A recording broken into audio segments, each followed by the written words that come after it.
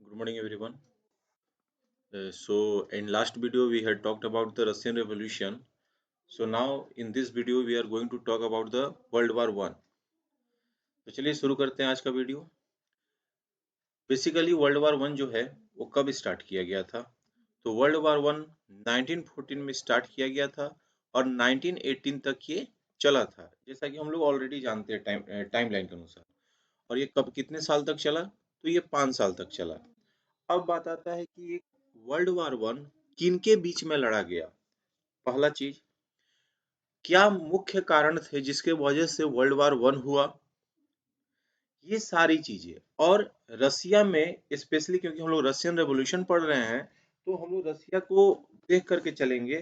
तो रसिया के अनुसार वर्ल्ड वार वन का रसिया के इंडस्ट्री पर क्या इम्पैक्ट पड़ा, ये सारी बातों को आज हम इस वीडियो में डिस्कस करने जा रहे हैं। तो शुरू करेंगे जहां से कि वर्ल्ड वार वन 1914 में स्टार्ट किया जाता है और एंड होता है 1918 में।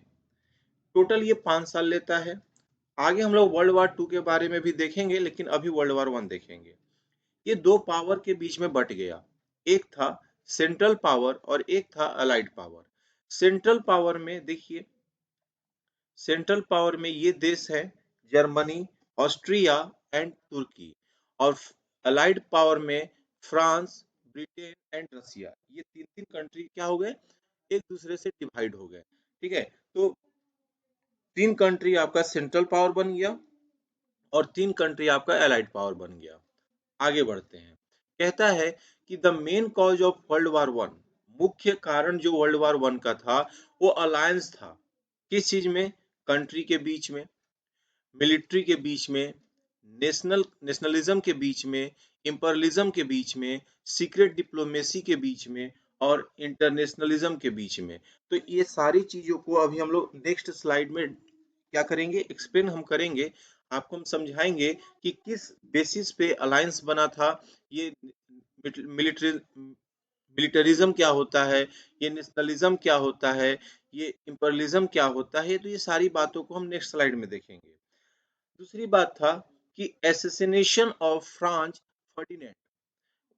कहा जाता है कि ऑस्ट्रिया के एक राजकुमार थे जिनका नाम था फ्रांज फर्डिनेंड, जिनकी क्या कर दी गई थी, हत्या कर दी गई थी, एसिनेशन कर दिया गया था by Gavrilo Princip in Bosnia, is widely accepted as the starting point of the world war one.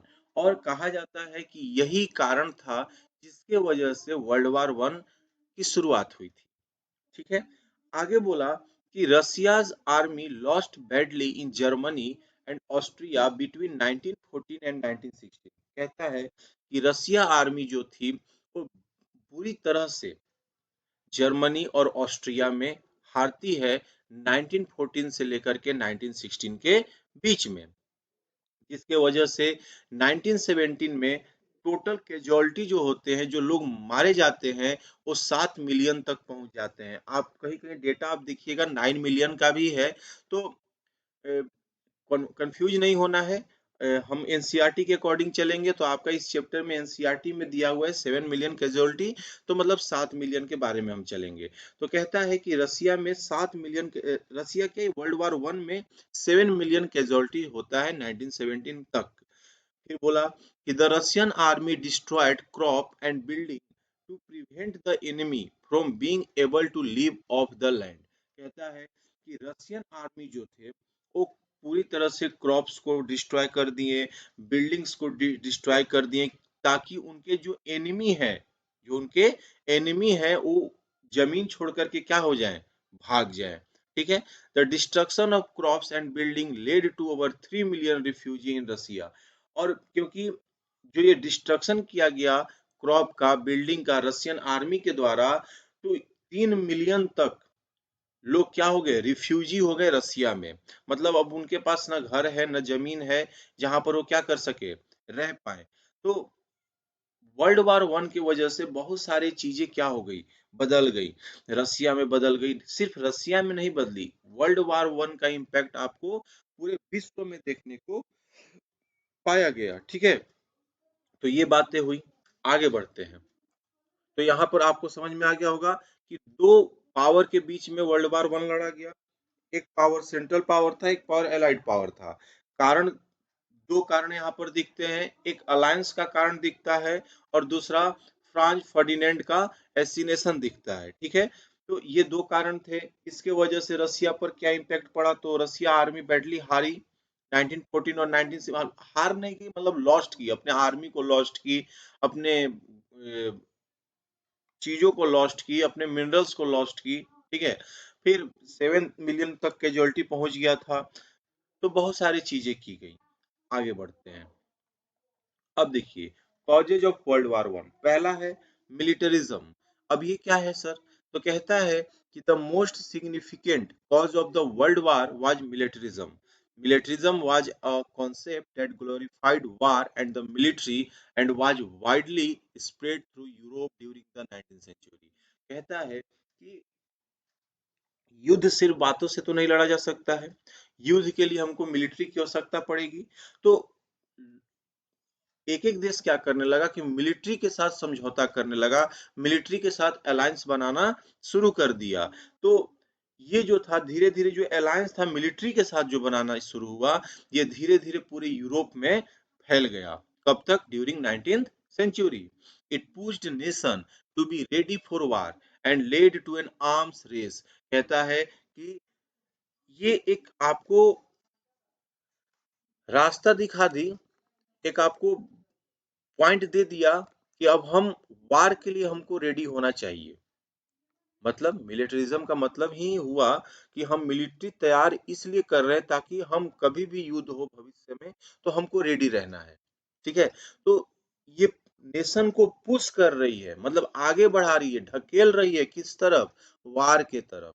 And led to an arm race, और हथियारों के होड़ में क्या कर रही है, इसको बढ़ा रही है। जैसे कि आपने बहुत सारे मूवीज में भी देखे होंगे, आर्म्स को लेकर के होड़ मच जाता है कि हमारे पास ज्यादा आर्म्स हो, ज्यादा मिलिट्री हो, तो हम क्या करेंगे, युद्ध को जीत लेंगे।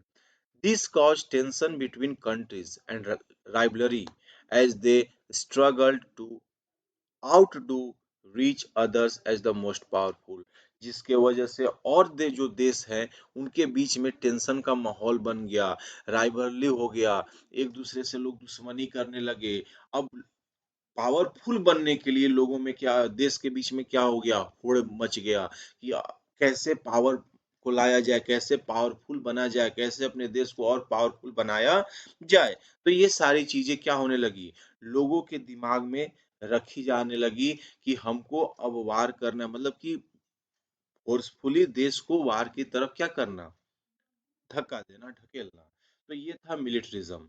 अगला है इंपरलिज्म। क्या कहता है, imperialism was a motive of making country stronger and more powerful which led to tension between country। कहता है कि इंपरलिज्म का मतलब ही होता है कि अपने देश को क्या बनाना, स्ट्रॉन्गर बनाना, अपने देश को बहुत ज्यादा ताकतवर बनाना, और दूसरे देश के बीच में क्या करना, टेंशन क्रिएट करने का काम करना। Germany and Britain used imperialism to build their empire. और ये सबसे बड़ा चीज देखिए, तो जो जर्मनी था, जर्मनी और ब्रिटेन, ये क्या काम करता था उस वक्त, ये लोग इंपरलिज्म पर सबसे ज्यादा भरोसा करने का काम करता था, जिसके वजह से ये अपने अंपायर्स को बिल्ड करने का काम करते थे, which led to tension between them.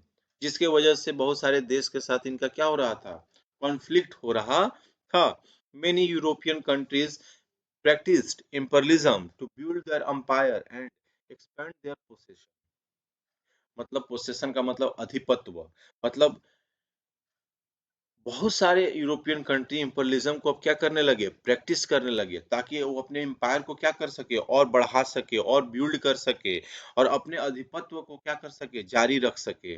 This caused tension between the European countries and rivalry as they struggle to outdo each other as the most powerful nation in Europe. और मैंने शुरू में ही बताया कि इंपरियलिज्म का इस्तेमाल इसलिए किया जा रहा था ताकि अपने देश को क्या कर सके, बहुत ज्यादा स्ट्रॉन्ग कर सके, बहुत ज्यादा पावरफुल कर सके। तो ये दो कारण। तीसरे कारण पर आते हैं, nationalism. Nationalism was also a major cause of world war one. it made people decide that loyalty based on ethnic और cultural background instead of shared interest और आइडियल। नेशनलिज्म जो था ये भी वर्ल्ड वार वन को क्या बनाता है, एक बड़ा कॉज देता है होने का, कि भाई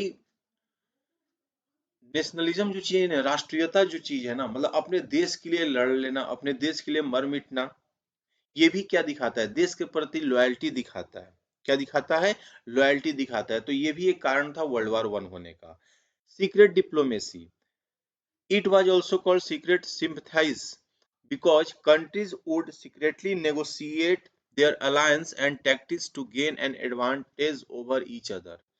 सीक्रेट डिप्लोमेसी मतलब हम दूसरे देश में चले गए और वहां पर सीक्रेटली रह रहे हैं, वैसे ही देश के नागरिक बन करके रह रहे हैं, और वहां पर क्या चीजें हो रही हैं, वहां पर जो भी चीजें हो रही हैं उस चीजों को क्या करना, अपने देश में पहुंचाना। तो उस वक्त ये भी किया जा रहा था। तो ये भी एक मुख्य कारण माना जाता है वर्ल्ड वार वन होने का। तीसरा है अलायंस। अलायंस तो हम बता दिए, दो देशों के बीच में जो म्यूचुअल मिलिट्री एग्रीमेंट होता है उसी को अलायंस कहते हैं, ठीक है। एक होता है arming for war. Arming for वार मतलब बहुत ज्यादा मिलिट्री क्रिएट करना, ह्यूज मिलिट्री क्रिएट करना, ताकि वार हो तो अपने देश के तरफ से हम क्या कर सके, लड़ सके।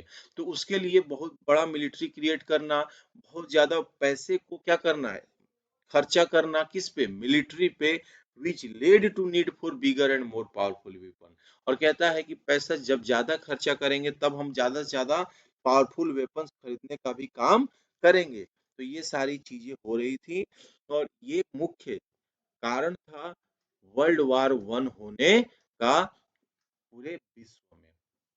तो कभी आप ये नहीं कह सकते हैं कि बिना कारण का कोई युद्ध हुआ। कहीं ना कहीं कुछ ना कुछ एक या दो कारण जरूर रहता है युद्ध होने का।